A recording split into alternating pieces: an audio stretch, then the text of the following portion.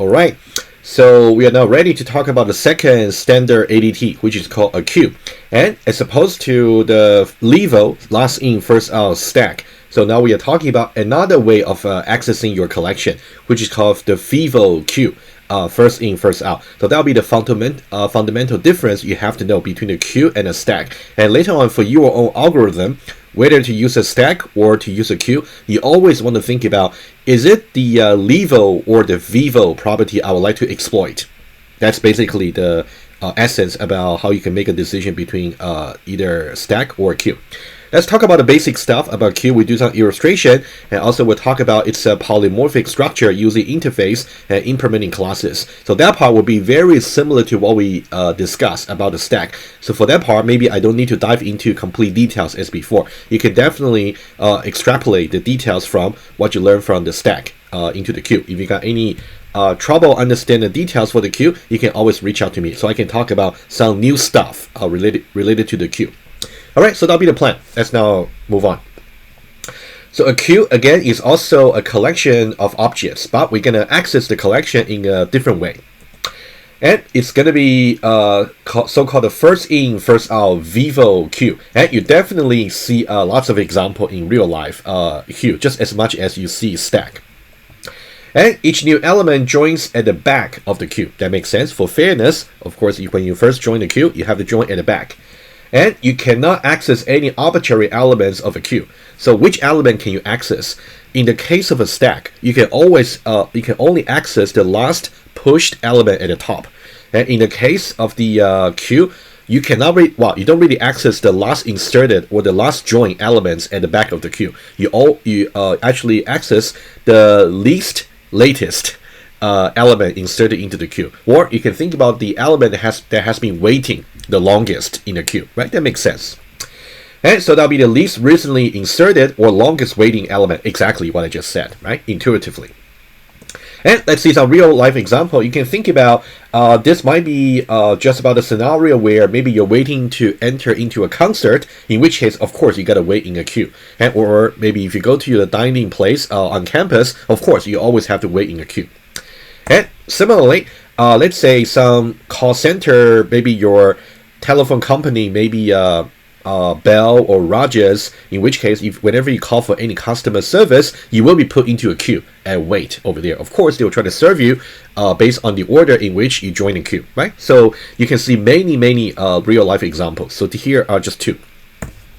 And let's talk about the ADT for the queue. As we said before, whenever you want to understand a particular ADT, understand about their interface first. What kind of data do they store? And that will be the implementation we're going to talk about. And also, what will be the list of standard operations? And for each operation, what will be the obligation for the client's precondition? And what will be the obligation for the supplier, which will be postcondition, right? So let's talk about the operation for the queue, and then I'll draw some connection to the corresponding similar operation to stack as well, because queue and stack, they always talk about together because they're so similar, but not exactly the same. So we got the first kind of analogous to the top of the stack. So they're different, but they're similar. Okay. So the first of the when can you actually access the first of the queue?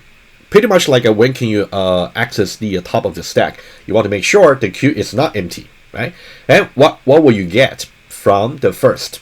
In that case, you will actually get the element that has been waited the longest. Or similarly, you can actually you'll get an element that's first in queued, right? So whoever actually joined the queue first, they should be able to come out of the queue first. First in, first out, or first come, first serve. And also the size, this will be similar, is unconditional, so there's no precondition. And also, what about postcondition? Just about how many elements that has been enqueued into, well, in queue over here, I'm going to explain in just a few bullet points later. In queue is a very special term for the queue. You don't really say insert or delete, or you don't really say these kind of like more general terms. Pretty much like you say push and pop for stack, but here you say enqueue and dequeue. We'll see. And it's empty. It's also unconditional. You can always ask about what the size is for the queue, and just about how many elements has been. It's empty, right? So you can always ask about whether or not the queue is empty. In that case, if there's no item in the queue, and that'll be true. Otherwise, it'll be false. Just the same as how you do it in the stack. And so that will be the special term. Whenever you want to add a new element into the queue, you want to add it to the end of the queue, right? In that case, it will be called in queue. And of course, you pass down one input arguments over here. And that'll be similar to push, but not exactly the same. When you say push, you push onto the top of the stack. But when you say in queue, you in queue to the end of the queue. And whatever element you put to the end of the queue by in queue, that element there does not become the first elements of the queue. The first element remains the same, right? Because when you actually first insert the element into the queue, that element has not been waiting for long, so that's why it will not become the first. Well, unless if you before that maybe the queue was simply just empty, that'll be the special case. But anyway, I just wanted to tell you that in the case of the stack, the element you push onto the stack automatically becomes the new top, but not necessarily the case in the case of queue. That's mainly the point I'm trying to communicate to you. Alright, what will be the precondition for the in queue? Similar to push, you want to make sure the capacity is sufficient. And as I said, later on in this lecture here, I'm going to talk about how you can use dynamic array to actually accommodate this. Well, or you can just use a linked list. And postcondition, it will be basically you will actually include the item as the last one in the queue, right? But there is really no last concept in queue, so that's why I put in the quote. From the public perception of the queue, you only know about what the first element is. You only worry about which customer you should really serve the next, which will be in the first of the queue. But for all the other customers, maybe at the back, typically, well, as far as queue is concerned, you don't worry. It's not really your concern. DQ is similar to the pop, right? So in that case, we're going to DQ from the front of the queue, right? So what will be the precondition? Of course, you're going to make sure the queue is not empty, right? Otherwise, there's no element for you to DQ from. And also, postcondition, what will be what's going to be returned? The element that has been waiting for the longest, right? Or return the first element of the queue, right? And of course, the first element of the queue will be the first one that was in queue, who has been waiting for the longest, right? Just by definition.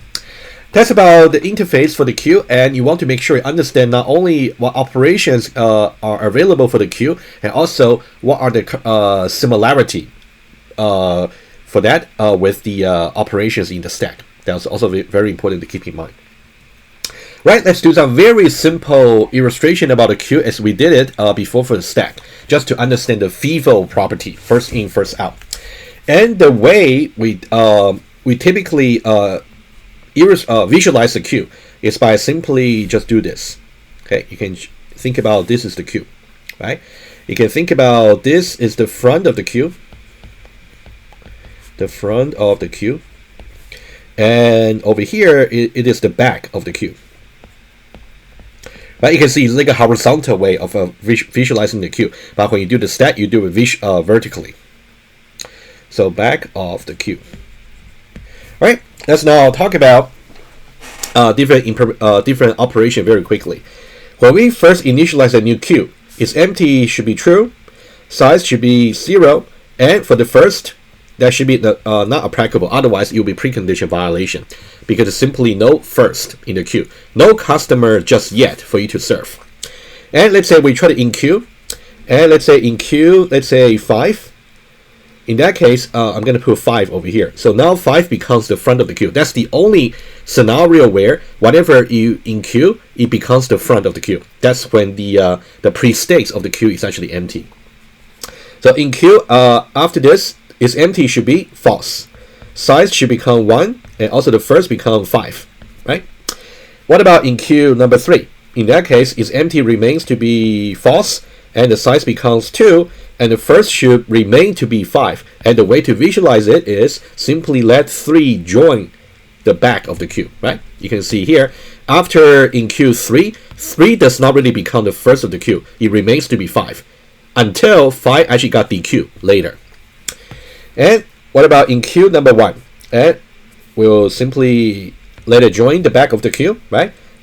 And then we're going to say its empty will be false, and size becomes 3, and also the first remains to be 5, right? You can see so far 5 has been waiting for the longest, and then second longest, the third longest. Let's now do some DQ, kind of analogous to the pop operation for the stack. Let's now try to do that. And when you say DQ, and similarly, when you DQ, you're also going to return whatever front of the queue that you actually removed, right? So when we do the first DQ, we're going to remove this one here and also return it back to whoever the caller is. So the return value over here is going to be 5, right? Is empty remains to be false. We still got 2 elements there. Size is 2, and also the first now become 3, right?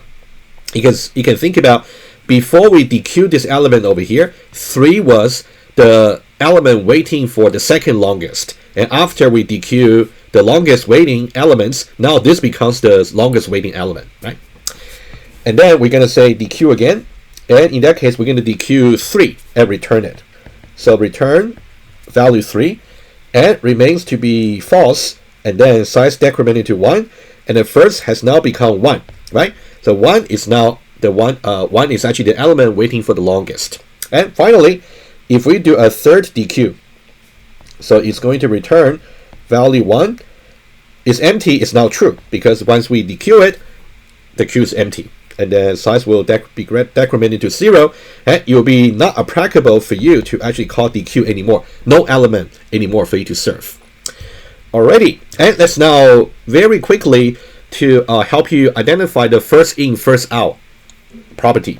Okay, as you can see over here, the order in which we enqueue into the queue 5, 3, and 1, and the order in which we can DQ to really serve the elements in the queue is also 5, 3, and 1. So that's exactly the same order rather than the reverse order, like in the case of the stack. So this is indeed the so-called first in, first out property, right? So that's really what you want to make a note over here. First in, first out, right? The first in and then first out. Second in, second out. Third in and third out, right? Obviously. Oh, you know what? Let me just do a little bit better. Okay, over here. That's the first in, first out. First in, first out. FIFO property. Sometimes people say first come, first serve, but I think first in, first out is the more standard term that we use. Also FIFO, as opposed to LIFO. Alrighty, let's now go back to the slides. And so that's about the illustration over here. Alright, let's now talk about how we can implement the queues in Java.